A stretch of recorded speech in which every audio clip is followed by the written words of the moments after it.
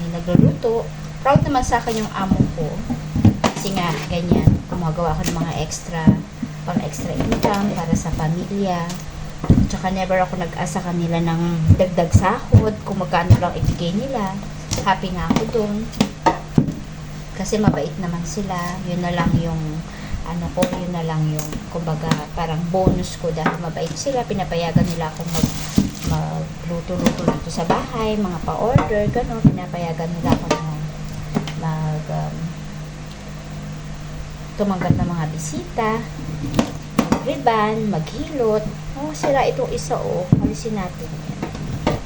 Ayaw natin sumakit siya yung nag-order. So, yan. Alisin natin yung mga may sira. Okay naman siya, diba? Okay naman siya. Yan.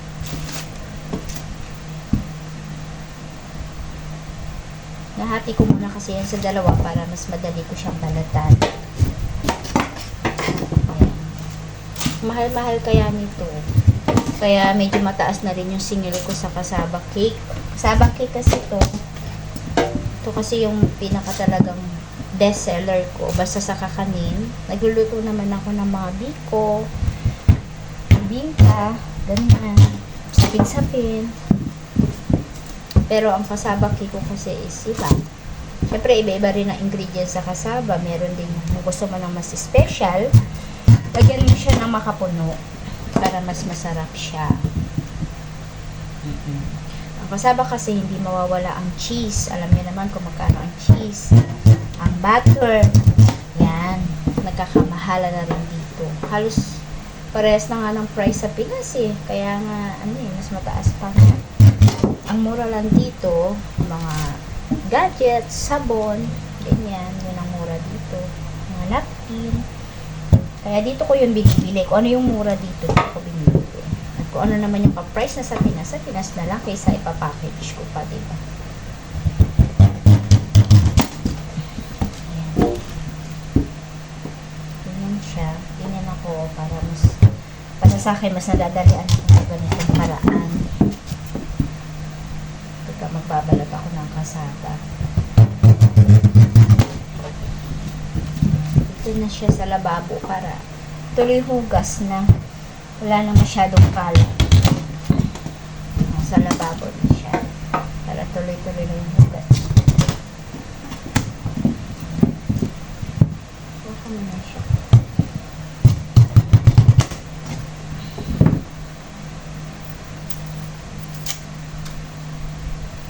Dali lang naman magbalat ng kasaba ng kamoting kahoy.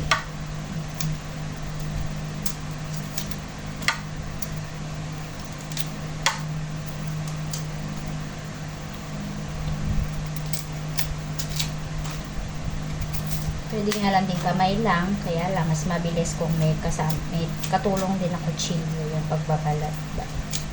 Ayan.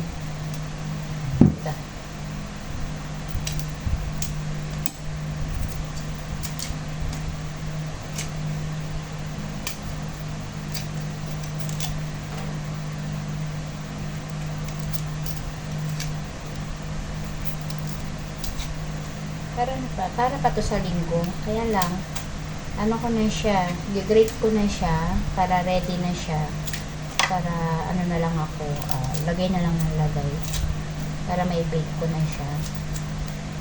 Tsaka kasi, maliit lang din yung rep namin. Ito kasi, pag pinabayaan ko lang dito, medyo mainit din kasi dito minsan. Umuulan naman dito, pero uminit din.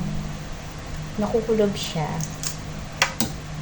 Sisira. Sayang lang. So, kailangan lagay na lang sa freezer para at least fresh pa siya kahit sa linggo pa yung pagluluto. Ganun yung ginagawa ko. Tsaka, sinamamasahe din kasi ako ba. Isa pa yun, kaya tinasan ko yung price ng pagbebenta ko ng kasaba dahil ang taas na rin ang pamasahe dito. Ang papunta pa lang doon, $1.90 na. Pabalik pa, $1 na naman something. So, $2 din siya. Siyempre, add mo din yun. Pag nagninegosyo ka, kailangan, add mo rin yung mga pamasahe mo, paano. Ganyan. Lalo na kung ito lang yung binili mo, sa order lang, diba? Siyempre yung pamasahe din. So, naunawaan naman yun ng mga customer ko.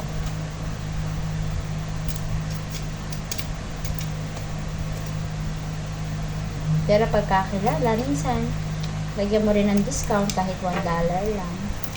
Ayan. Shout out pala sa mga team classmate dyan, team Pasyaw, team Butete. Ayan. Good vibes lang tayo palagi. Kami naman sa team classmate kasi. May sarili talaga kaming mundo.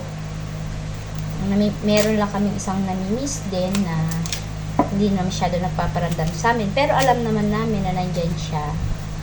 Kasi nagko-comment din naman siya sa mga post namin. Nagko-comment siya. Yun nga lang, hindi na siya nagpapakita sa mga live. Pero nandyan lang siya. Naunawaan namin siya. Busy lang. Busy lang yun. Paki-subscribe din guys sa mga hindi pa nakasubscribe kay Trix DK TV. Yun. Isang mabait na aming team classmate.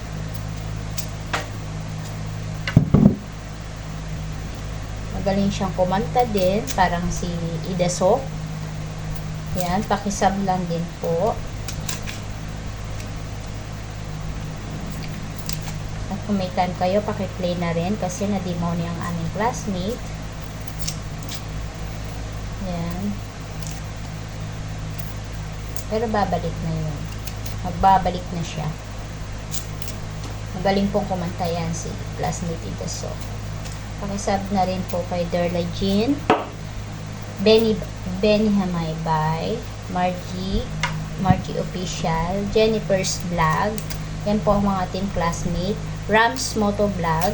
Pakisub po. Mga ano po yan, mga mababait at mga talagang supportive. Yan, mga supportive yan. Sambel, kay Samantha 88, yan, mga supportive talaga yan. Dami, Amper, yan, mga supportive yan. Kay Panoy TV, Kuya Lima TV, Rick TV Official, mga supportive po yung mga binabanggit ko na pangalan. Bisaya in Australia, Walk Jagran, yan, mga solid support yung mga yan. Arsenia TV, Bert Widow. Basta yung mga binabanggit ko po, very supportive talaga sila. Talagang magbabalik at magbabalik sila sa'yo. Si Norin, si Sis Norin, Pangyaw, Nices, yung mga yan. Malus, Saludes, ayan. Babalik yan. Boy Pasyaw, Juljen Mix Vlog. Ayan. Boy Pasyaw Mix Vlog. Paki-support po sa lahat ng mga binabanggit ko. At lahat po kami very supportive din. Magbabalik talaga kami. Ako naman, okay lang sa akin. Kasi, masaya lang ako na mag-upload. Ayan. Kung nakikita nyo, hindi naman talaga ako nagla-live.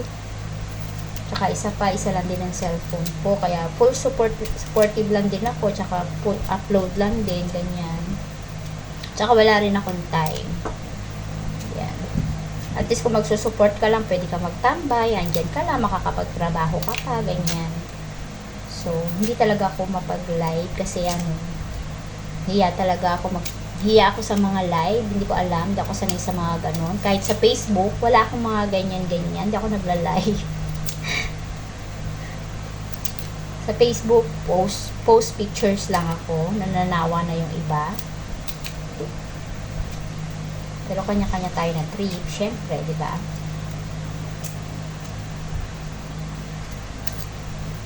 Mind your own Facebook. Di ba? Ayan. Pero dahil sa may mga nagsusupport din sa akin, syempre, binabalikan ko rin yan. Syempre, sa dami na din, dumami nga, isa-isa, nagbabalik naman ako. Papakita talaga ako kasi syempre, nakakahiya naman din. Hindi naman po kinadumikit ka, hanggang dikit ka lang. Dapat, support ka rin sa mga upload nila, diba? Kasi nagsusupport din naman sila sa'yo. Hindi dapat yung hanggang dikit na lang, tapos okay na. Ganon, diba? Kasi kailangan din nila ang watch hour, hindi lang ang subscriber. Nag-subscribe ka nga, hindi ka naman nanonood. O, diba? Kaya dapat din manonood ka din. Hindi subscribe lang, dikit lang. Alam mo yun? Hindi hanggang dun lang. Dapat manonood ka rin sa mga vlog nila, sa mga premiere, ganon. Kasi sinusuportahan ka din nila. Ako naman, wala naman sa akin problema. Guys, sa totoo lang, promise, walang problema sa akin. Masaya lang ako na nag-upload, may manood o wala, okay lang din naman sa akin. Meron yung matigas ang ulo eh. Pine-play pa ako, sabi ko wag na. Kasi ako kasi okay lang naman talaga ako. Tsaka hindi ako sasamaan loob sa mga napuntahan ko tapos hindi nagpunta. Hindi oh.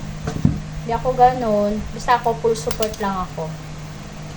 Lahat nga pinupuntahan ko kahit hindi ko makakakilala. Syempre nakikipag-friend-friend din ako. Ganyan. Pero masaya naman. Nag-start talaga ako sa YouTube. May YouTube naman ako dati. Kaya lang hindi ako naggaganyan. Yung mga nag-iikot, nakikipag-friends. 2018. Yan. Diyan ako nag-start mag-create ng YouTube kasi may sinusuportahan ako dahil wala akong channel, alagad daw ako, so hindi pala minsan hindi counted yung watch hour, so nag-create na lang ako ng account para sumuport ako, at least nakatulong din ako, diba, sa mga watch hour nila. Kasi pag wala daw pag ninja lang ang gamit, hindi masyado, so kaya ayan, tuloy napilitan ako nag-create. O, diba? Naka 1,000 pa. Pinapa-delete na nga yan eh. Hindi talaga ako makamove sa nagpapa-delete eh. Ewan ko ba kung bakit pinapa-delete eh. So, ayan na guys. Medyo mahaba na rin. So, ayan na. Hugas na siya lahat. So, igagad ka rin ko na lang siya.